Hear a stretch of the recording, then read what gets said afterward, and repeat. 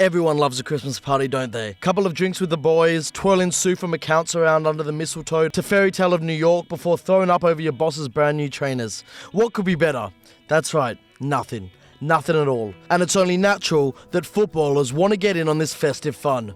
Problem is, they're not mere mortals like the rest of us. No, they're comprised of a sensitive, delicate and mysterious combination of tissues that make them great at football, not to be compromised with alcohol and silliness. You get the point. But sometimes, just sometimes, they completely disregard that and get right on it anyway. This is a celebration of those sacred and all too rare occasions. These are Copper 90's most scandalous football Christmas parties of all time. Tottenham 2009. Harry Redknapp. Switched on, streetwise, graduated from the University of Life with first-class honours. You'd have to get up pretty early to get one past him, wouldn't you?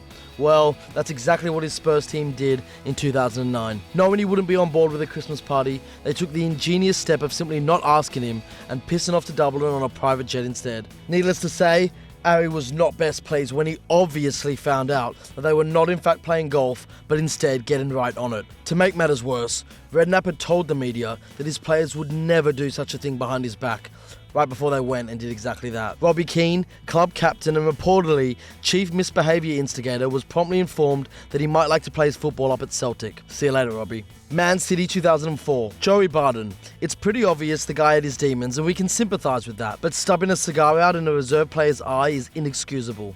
That's what happened at Manchester City's Christmas bash all the way back in 2004. The player in question, Jamie Tandy, maintains that the incident led him to being frozen out at City and sent on loan to Copenhagen due to Barton being a regular at the time. Joe himself insists that he meant to stub it on Tandy's neck after Tandy set his shirt on fire. Either way, Barton was fined 6 weeks' wages by City, and however it came about, one thing's for certain.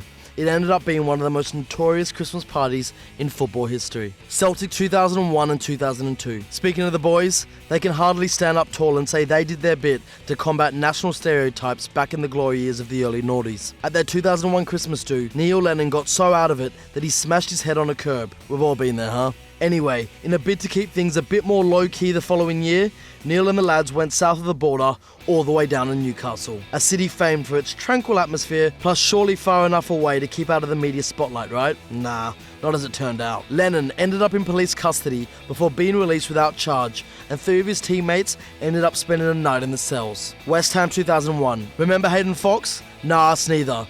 The Aussie wasn't remembered by many, but would be happy to bet he'll have made a permanent impression on the bar staff at the establishment where West Ham's Christmas party was held all the way back in 2001. A bar, a urinal, basically the same thing, right? Well, yeah, okay, they're not, are they? And mistaking one for the other is pretty bad, isn't it? Yeah.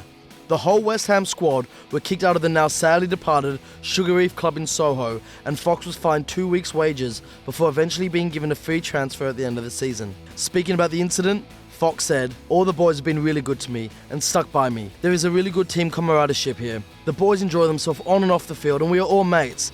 That's one of the most important factors in a team. Fair play, sort of." Leicester City 2001. 2001. A truly vintage year for festive foolishness. We may never see its like again, but at least we've got the memories. Dennis Wise and Robbie Savage together and out on the sauce. I know what you're thinking. This should be a quiet one. Couple of shandies, maybe a game of charades. In what sounded like a pretty banter-heavy Secret Santa, Wise presented Savage with a teddy bear wearing a Leicester top impaled on a sex toy. The logic? Well, Dennis, crafty, mischievous Dennis, reportedly presented by implying to be a fitting present for Robbie as he was the only prick in a Leicester shirt. Then, surprisingly, there was an altercation that's said to have got physical.